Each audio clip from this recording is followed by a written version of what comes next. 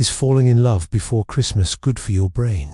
There's something about falling in love during the winter that feels different, more magical somehow, more intense, and while you might think that's just the holiday sentimentality talking, it turns out there's actual neuroscience behind why winter romance hits differently. Research from Georgetown University, Harvard Medical School, and Barillon University shows that falling in love isn't just an emotional experience. It's a profound neurobiological event that changes your brain chemistry, your stress response, your immune function, and possibly even how long you live. And here's something remarkable that most people don't know. Humans show patterns consistent with what biologists call long night breeding, meaning we're evolutionarily adapted to form pair bonds during late fall and winter, which is exactly when the holidays happen. I'm Sergiu Popovici, and today we're breaking down the beautiful science of falling in love, with a special focus on why doing it before Christmas might be one of the best things for your brain and body. Let's start with what actually happens in your brain when you fall in love, because it's far more dramatic than most people realize. When we are falling in love, chemicals associated with the reward circuit flood our brain, producing a variety of physical and emotional responses: racing hearts, sweaty palms, flushed cheeks, feelings of passion and anxiety. Levels of the stress hormone cortisol increase during the initial phase of romantic love, marshalling our bodies to cope with the crisis at hand.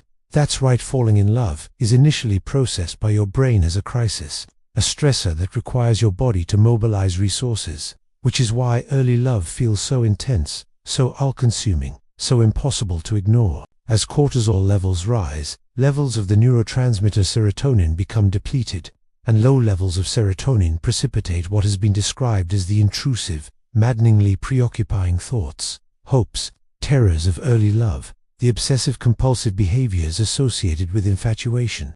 If you've ever wondered why you couldn't stop thinking about someone in the early stages of love, why every song seemed to be about them, why you checked your phone obsessively waiting for their text, now you know your serotonin levels resembled someone with OCD. But here's where it gets really interesting. Falling in love also releases massive amounts of dopamine, the neurotransmitter associated with reward and motivation.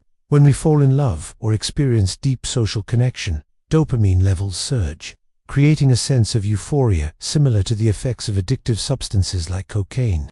This is why love feels so good, why you crave the other person's presence, why being with them feels rewarding in a way that nothing else quite matches. Your brain's reward system is flooding you with the same chemical that drives all motivated behavior. Research from Harvard Medical School shows that passionate love activates specific brain regions, and brain imaging studies using fMRI have identified the exact neural circuits involved in romantic attachment.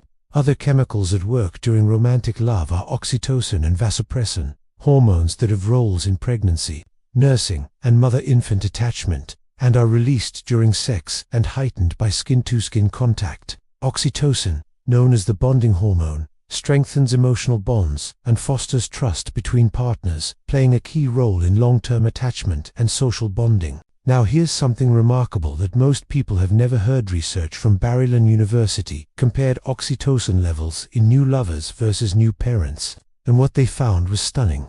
In comparing new lovers with new parents, oxytocin levels at the initial stages of romantic attachment were significantly higher in new lovers than those observed in new parents, indicating that the initial period of romantic love may induce the most intense activity of the oxytocinergic system. Think about that. Falling in love creates even higher oxytocin levels than becoming a parent, which suggests that romantic pair bonding may be one of the most neurobiologically intense experiences humans can have. And here's why this matters for winter romance. Specific Litam Sherman, a neuroendocrinologist at Georgetown University, points out something fascinating about human reproductive timing. In discussing circadian rhythms and breeding patterns, the concept of long night breeders versus short night breeders was raised. A long night breeder is an animal that breeds in the late fall or early winter because it's advantageous to have their young in the spring. Humans more often than not give birth in the summer, and with a 9-month gestation time, we are more frequently breeding in the late fall and winter and giving birth in the spring and summer. In other words, we're biologically adapted to form pair bonds during exactly this time of year, late fall and winter, which means your brain and body are primed for romantic attachment right now, during the holiday season, in ways they might not be during other times of year. Now let's talk about what happens after that initial intense phase, because this is where the science gets really beautiful. If love lasts, the roller coaster of emotions, and sometimes angst, calms within 1 or 2 years. Cortisol and serotonin levels return to normal, and love, which began as a stressor, becomes a buffer against stress. This transformation is profound. The same relationship that initially activated your stress response system eventually becomes your primary protection against stress. And this isn't just psychological, it's measurable in your body's chemistry. You could say that love begins as a stressor, but then love becomes a buffer against stress. And this is actually part of why a stable relationship is evolutionarily conserved, because people in a stable relationship are healthier and live longer. The research on this is remarkably consistent in enduring preferential association formed between 2 sexually mature adults is evolutionarily adaptive. Couples live longer than their unpaired counterparts, and intimacy between pairs is inversely correlated with negative psychological states, such as depressed mood, and positively correlated with a stronger immune function and cardiovascular health. So falling in love isn't just about feeling good, it's about fundamentally changing your body's stress response, strengthening your immune system, improving your cardiovascular health, and potentially extending your lifespan. And here's why the winter timing might matter even more than you realize. The holiday season naturally increases opportunities for the behaviors that strengthen romantic bonds. Physical closeness, which is increased by cold weather when you naturally want to huddle together, releases oxytocin through skin-to-skin contact. Social connection, which the holidays emphasize through gatherings and traditions, amplifies the bonding experience because you're integrating your partner into your broader social network. Gift-giving and acts of service, which are central to holiday celebrations, activate the brain's reward circuits and strengthen the reciprocity that maintains long-term attachment. Shared experiences and memories, which holidays naturally create, build the foundation of common humanity and shared identity that transforms initial attraction into lasting partnership. Research shows that oxytocin functions as a biobehavioral feedback loop, where more touch and contact increased oxytocin receptor density, meaning the more you engage in oxytocin-releasing behaviors like physical affection, the more receptive your brain becomes to oxytocin's bonding effects, creating an upward spiral of attachment. Now, I want to address something important about the evolution of love over time, because understanding this helps you appreciate what's actually happening neurologically. Research distinguishes between passionate love and compassionate love, and brain imaging shows they activate somewhat different neural circuits. Early-stage passionate love, characterized by intense desire, intrusive thinking, and euphoria, shows strong activation in the ventral tegmental area and reward-related brain regions. This is the dopamine-driven, obsessive phase. Long-term compassionate love, characterized by deep affection, trust, and commitment, shows sustained activation in attachment-related circuits involving oxytocin and vasopressin. This is the bonding phase that provides the health benefits.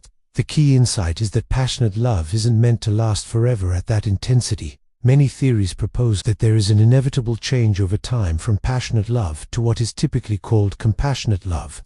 Love that is deep but not as euphoric as that experienced during the early stages. But this isn't a loss. It's a transformation into something more sustainable and ultimately more beneficial for your well-being. The stress of early love resolves, but the protective benefits of attachment remain and deepen.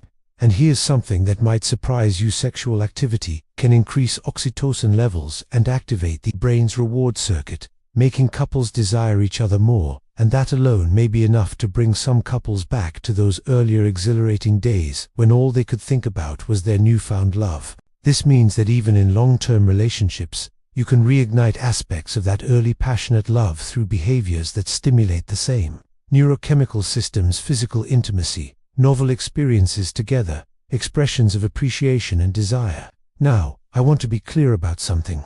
I'm not romanticizing relationships or suggesting that being in a relationship is necessary for health or happiness. And I'm certainly not suggesting that any relationship is better than being single. The research shows that healthy, supportive relationships have these benefits, not relationships characterized by conflict, criticism, or control, which actually increase stress and worsen health outcomes. But if you do find yourself falling in love during this season, if you meet someone who makes your heart race and your brain flood with dopamine, If you're building a connection that feels both exciting and safe, the science suggests you're experiencing something genuinely beneficial for your mental and physical health. Your cortisol is elevated now, yes, but if this relationship develops into lasting attachment, that stress response will transform into stress protection.